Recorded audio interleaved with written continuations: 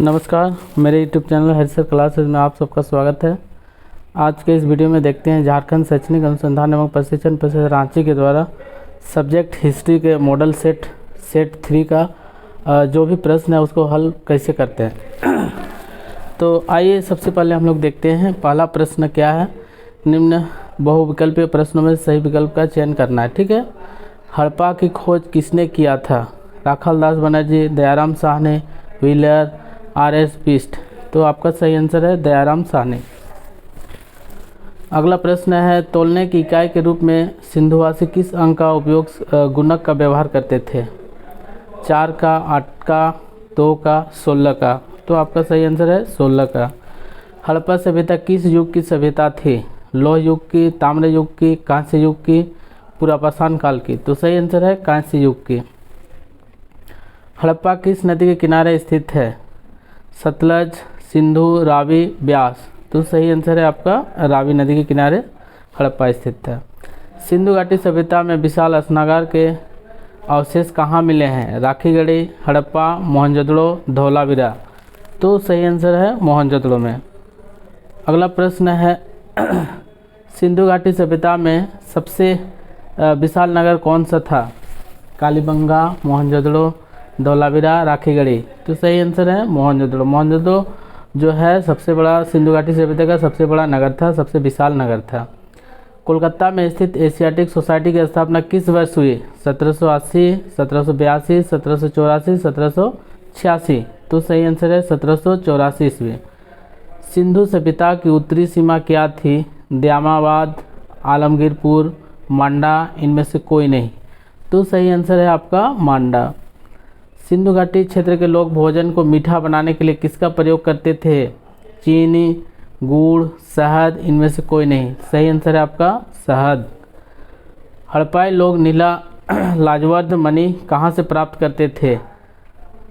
सोर्तुघई, Dilmun, मगान, Mesopotamia. तो आपका सही आंसर है सोर्तुघई। हड़प्पा सभ्यता के लोग सोना कच्चा माल के रूप में कहाँ से प्राप्त करते थे? ईरान, दक्षिण भारत, राजस्थान, कश्मीर। तो ये आपका सही आंसर है दक्षिण भारत से। 1838 ईस्वी में ब्राह्मी लिपि को पढ़ने में सर्वप्रथम सफलता किसे प्राप्त हुई? James Prinsep, William John, John Marshall, wheeler. तो सही आंसर है जेम्स प्रिंसेप। मौर्य काल में किस लिपि का प्रयोग सर्वाधिक हुआ है? खरोष्ठी, अरामाइक, यूनानी, ब्राह्मी। तो आपका सही आंसर है ब्राह्मी लिपि का। अशोक की कलिंग विजय का उल्लेख किस शिलालेख से मिलता है? 11वीं शिलालेख, 12वीं शिलालेख, 13वीं शिलालेख, 14वीं शिलालेख। तो सही आंसर है आपका 13वीं शिलालेख से अशोक के कलिंग विजय का उल्लेख मिलता है।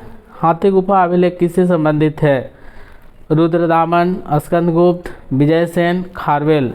तो ये जो है खारवेल का हाथी गुफा अभिलेख है। तो ये हाथी गुफा जो है खारवेल से संबंधित है।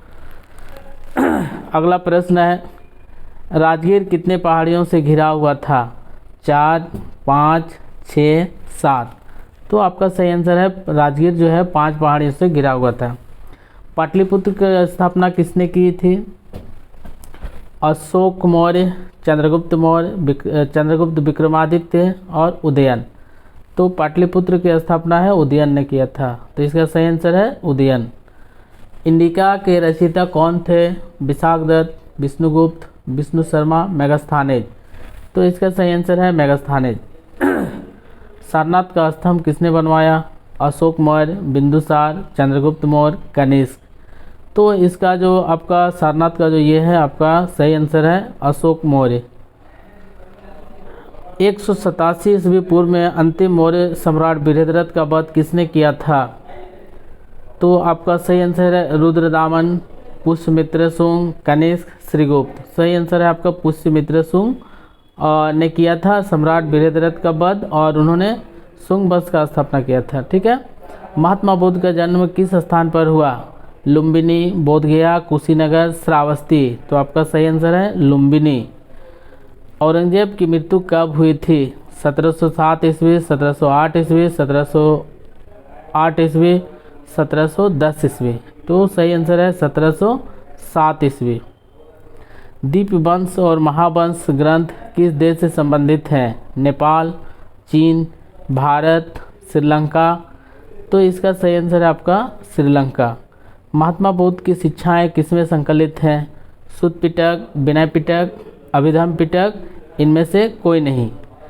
तो जो आपका जो है इसका जो सही आंसर है आपका अभिधम्म पिटक।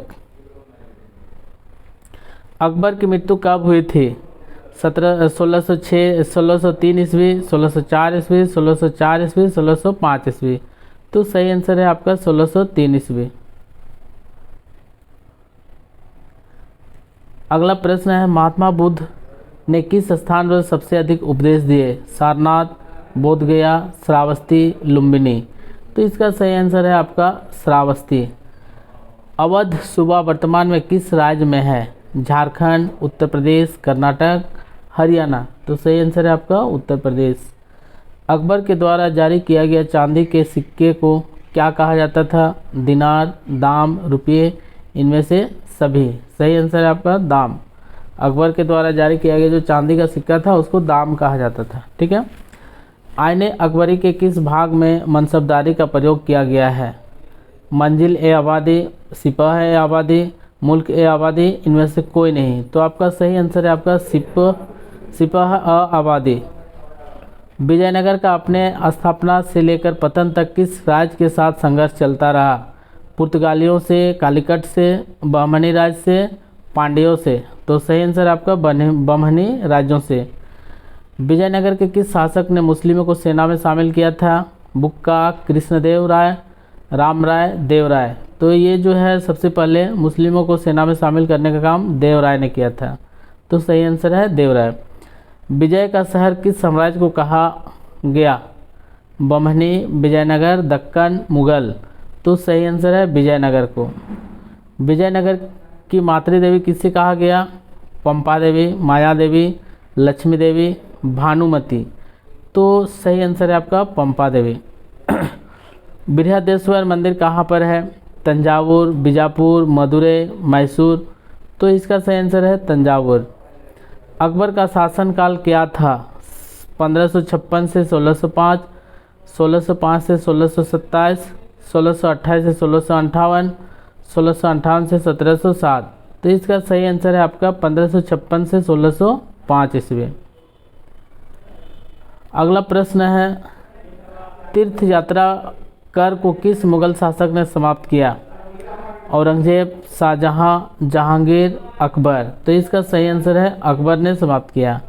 बुलंद दरवाज़ा का निर्माण किस मुगल शासक ने किया था? बाबर, अकबर, जहांगीर, औरंगजेब। तो इसका जो सही आंसर है बुलंद दरवाज़ा का निर्माण किस मुगल शासक ने किया था? तो इसका सही आंसर है आपका अकबर। चांदनी चौक का डिज़ाइन किस मुगल महिला ने तैयार किया? गुलबदन बेगम, रोशन आरा, जहां आरा, मुमताज़ महल। तो इसका डिज़ाइन किया था जहां आरा। विश्व का प्रथम लोकतांत्रिक व्यवस्था की महाजनपद में मिलती है? विश्व का प्रथम लोकतांत्रिक व्यवस्था किस महाजनपद में मिलती है? मगध, लिच्छवी, मत्स्य, कुरु। तो इसका सही आंसर है आपका लिच्छवी। बुद्ध की मानवाकार मूर्ति पहली बार किस कला में बनाई गई? मथुरा कला, मौर्य कला, गांधार कला, गुप्त कला। तो इसका जो सही आंसर है आपका जो है गांधार कला। तो इस प्रकार से जो है आपको सब्जेक्ट हिस्ट्री जो कक्षा 12 का जो सब्जेक्ट हिस्ट्री का मॉडल सेट 3 है उसके जो भी प्रश्न है MCQ प्रश्न है उसको हल किया गया है। और इस प्रकार से आगे भी ऐसे प्रश्न आपको मेरे इस YouTube चैनल के द्वारा मिलते रहेंगे, उनको हल करते हुए, और उसको बहुत ही सरल तरीके से हल कर सकते हैं आप भी इस वीडियो में देखने के बाद। तब तक ले मेरे इस वीडियो को लाइक, कमेंट और शेयर ज़रूर करें। Thank you.